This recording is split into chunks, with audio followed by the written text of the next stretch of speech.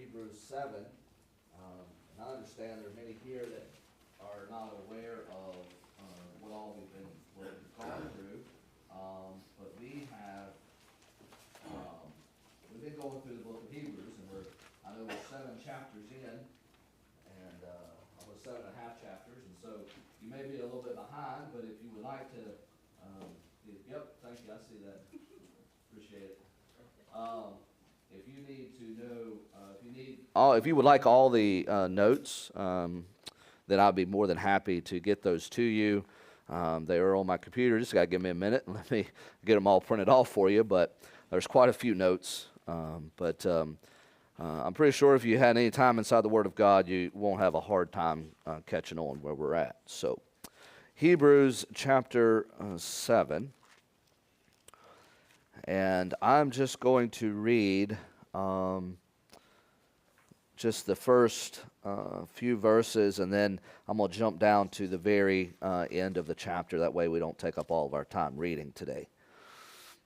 Chapter 7, verse number 11 says this: If therefore perfection were by the Levitical priesthood, for under it the people received the law, what further need was there that another priest should rise after the order of Melchizedek, and not be called after the order of Aaron? For the priesthood being changed, there is made of necessity a change also of the law. For he of whom these things are spoken pertaineth to another tribe, of which no man gave attendance at the altar.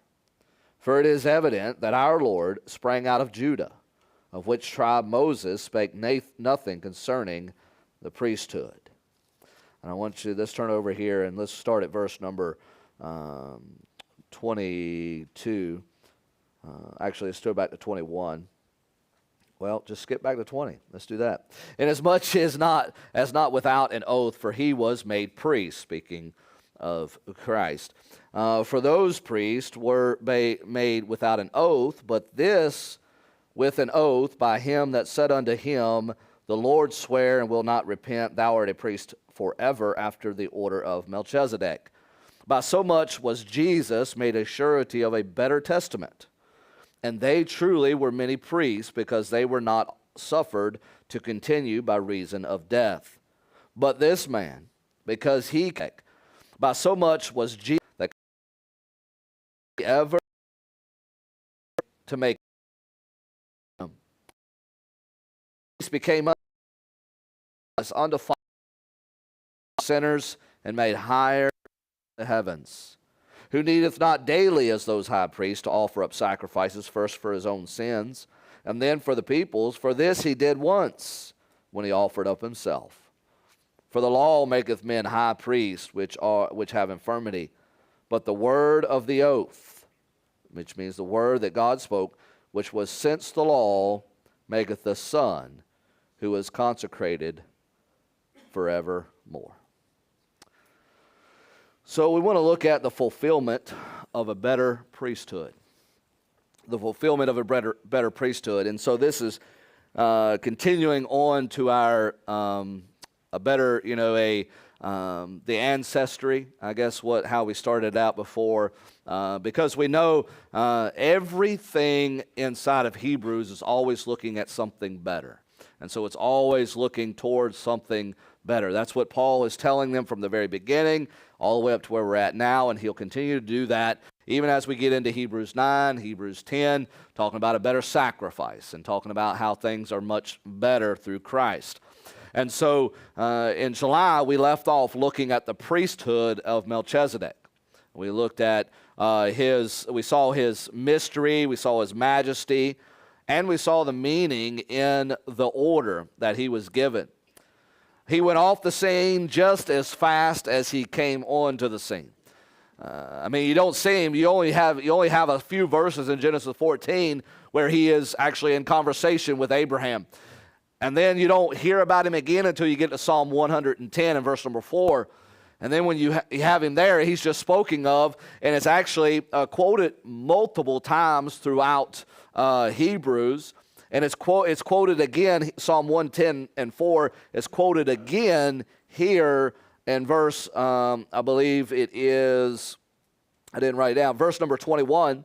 It's quoted again in verse number 21 about how he is after the order, he's priest forever after the order of Melchizedek. But Hebrews 7 is really is Paul expounding on the priesthood of Melchizedek and the Levitical priesthood. Now what Paul is going to do here in verses 11 through 28, he's going to dive in and begin to expand on how Christ is a better fulfillment of the priesthood that the Israelites or the Hebrews have known. So we want to look tonight, the very first thing is the inadequate priesthood of Levi. Now, I've given you all the points and the subpoints, and I gave you hopefully enough room where you can write down any notes that you'd want to write down. But the first thing we see is the inadequate priesthood of Levi. Excuse me, this is from verses 11 through 14. Well, at least it's how I've broken it down, is verses 11 through 14, because 14 says, "For it is evident that our Lord sprang out of Judah, of which tribe Moses spake nothing concerning the priesthood." And verse number 11 talks about the Levitical priesthood. So we see that there is the priesthood of Levi was inadequate for the Hebrews, for the Israelites. And what we see about this is, first, the limits of the Levitical priesthood. There were a lot of limits when it came to their priesthood. They were bound by the law. Whatever the law said, they had to do. Whatever the law required the people do for them, the people had to do for them. There was boundaries. There was limits that were set for them. But could you imagine being an Israelite and hearing Paul write like this, or write this, and telling, hey, look, you had priests and the Levitical priesthood was good and all that, but look, it ain't all what it's cut out to be. Could you just imagine hearing that? I mean, because we don't understand how shocking this must have been for the Israelites to hear this type of language come out of another Israelite, to hear it come out of another Jew's mouth, because he was what? He was a Pharisee among Pharisees. He studied at the feet of Gamaliel. I mean, he knew the law inside and out, because he said abstaining to the law, he said, there's not one blemish on me. That's not word for word, but he said, there's nothing that can hold me against on the law, when he was a Pharisee. But after he got blinded on the Damascus road, he came to realize that he had offended God in all points. And so he had, but here, could you just imagine the shock that these people were getting, because we don't understand the importance of the Levitical priest. We don't really understand how important they were, because the priesthood defined the Jewish people. It defined who they were and what they did. Because all their entire life, their entire day, the society, all of it centered around what? The tabernacle. Right? Everything. They set up around the tabernacle. I mean, you had, you had three tribes to the north, 3 tribes to the south, 3 to the east, and 3 to the west. They all surrounded the tabernacle. And when they opened up their doors, their tent doors all faced towards the tabernacle. So anytime they opened up their tent doors, they would look out, they would see if there was an offering being burnt. They'd see if there was smoke coming up outside of the holiest of holies. They would know what was going on anytime they opened it up. So everything centered around them. And not only that, 11 out of the 12 tribes, what was their responsibility to the priest? They were to take up offerings. They were to give of their substance. They were to give that to the priest, because the priest, they weren't to do anything other than serve inside the tabernacle. And so their entire life was centered around the Levitical priesthood. They lived to take care of the priest, and the priest lived to take care of them through intercession. And so their entire life surrounded around this, or was what's the word I'm looking for? Was enveloped inside of the priesthood. Okay, so they were, because the protection and preservation of Levi line was paramount to the Israelite society. It was paramount. If that line stopped, the Levitical priesthood was done. There was nothing left to the Levitical priesthood. And so they had to keep that line going. There are still Levites that fall inside the line today that are over in Israel that still fall under the original Levitical code, Levitical lineage, Levi lineage, and so they still act as, not as what they used to do, as offering sacrifices, but they still are part. I don't know if they have the Sanhedrin still over there or not. I don't know if that was disbanded. But regardless, there are still Levites that are still alive today. So that lineage is still reigning. And a matter of fact, they're keeping that lineage going because Israel believes that during the millennial kingdom, they will go back to doing their offerings and their sacrifices. And so they will need to have that Levite lineage continued. So they were to protect it, and so hearing this from Paul, I know must have been a shocker. They were mediators between God and the people, and vice versa. And Paul asks a question here. He says, if the Levitical priesthood was so perfect, why do you need a great high priest? Why do you need a better priest? Why do you need a different priest? Because they were looking for who? The Messiah, the great high priest. They were looking for him. And so what they're saying is if the Levitical priesthood was so important and so perfect, why in the world are you waiting around for something better? Because it's not, that is not perfect. What is coming is better. What has come is better. Because the Levitical priesthood, or the Levites, at best, they were godly sinners. They were godly sinners at best. They all failed because, and we'll get to it in a minute, but and it shows us at the end of chapter 7 that even the priest had to make offering for themselves. So, but they were godly sinners at best who still needed to be redeemed. Their ministry was temporary, it was imperfect, and it was insufficient because the atonement they offered only covered for a year. It never took anything away. It only covered things. So then we see the need for something better. We see the need for something better. Since so much of the law concerned the Levites, this reveals the importance of their priesthood. If you just read the law, starting in Exodus and where the law began to be given, and then you go to Leviticus and Deuteronomy and you read about the law, and it's a lot in there about priests and what they're supposed to do and how important they are to everything, to the society. But yet, even as central to the law they were not capable of truly accomplishing the task that they were meant to accomplish, was to be a mediator between God and man. Because they really, that was their true task, is to be a mediator between God and man, and even at times they failed on that aspect. Israel would not have been waiting for the great high priest if the Levitical system actually worked. Melchizedek would not have had to appear in Genesis 14 and then be talked about, expounded upon in Psalms 110 and 4. And that whole psalm would be stripped of its meaning if there was no need for a better priest. The Messiah would not have had to come and serve as mediator.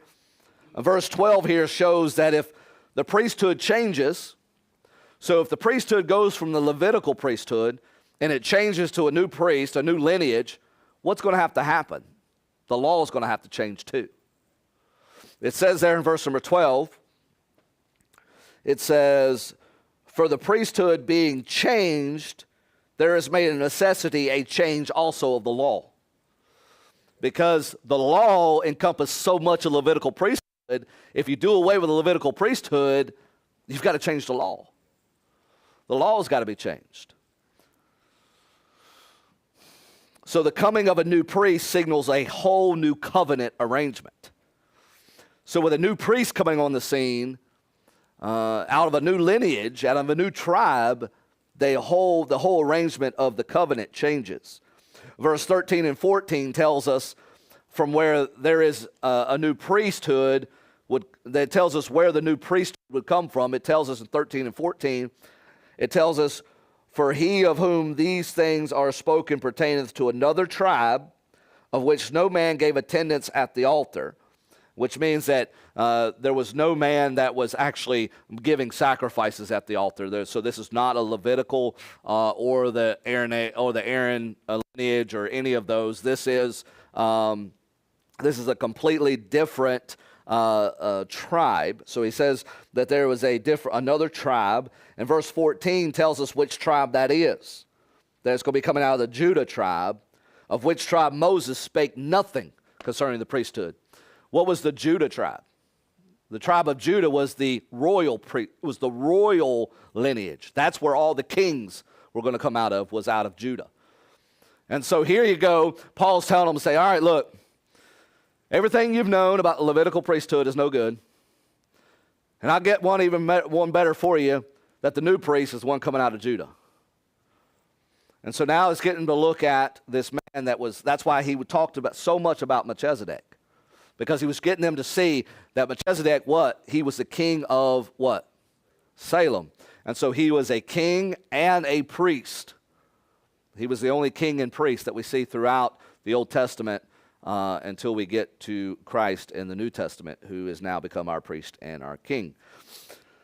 And so 13 and 14 tells us where he was to come from, and it tells us tells us where this new priesthood would come from and how this new priesthood would exceed that of the one that Moses spake of and the one that had nothing to do with the priesthood. So what's this application?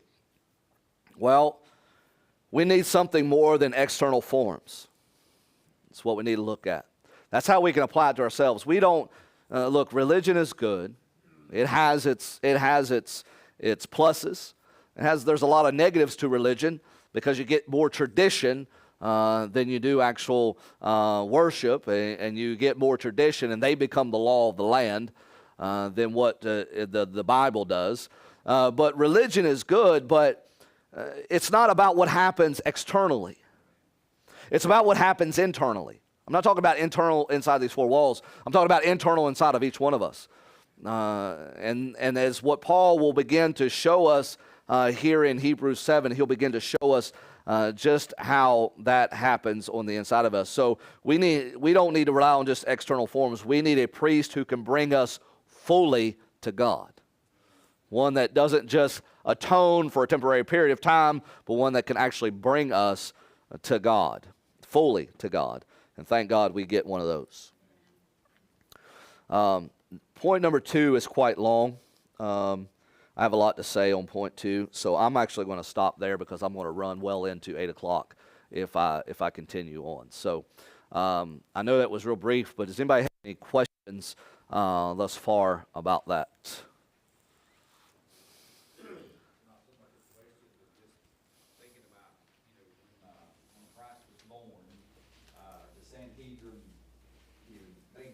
They knew. They knew, and so they watched him. They watched him growing up and everything. And so as he started to say, I'm the Messiah, the fact that he didn't come from the tribe of Levi, had nothing to do with the priesthood or anything like Yep. that. They're like, there's no way this guy's legitimate. Yep. And so on and so forth. So Exactly. it's just kind of still kind of funny because of the fact that they did know the scriptures and they did know that psalm about him being a priest after the order of Melchizedek, but they still didn't. They still were blinded to the fact that Yep. he was going to come from their tribe. Yep. Because like we said back in July when we were looking at it, Melchizedek from the king of Salem, he comes on the scene as a priest before the law was even established.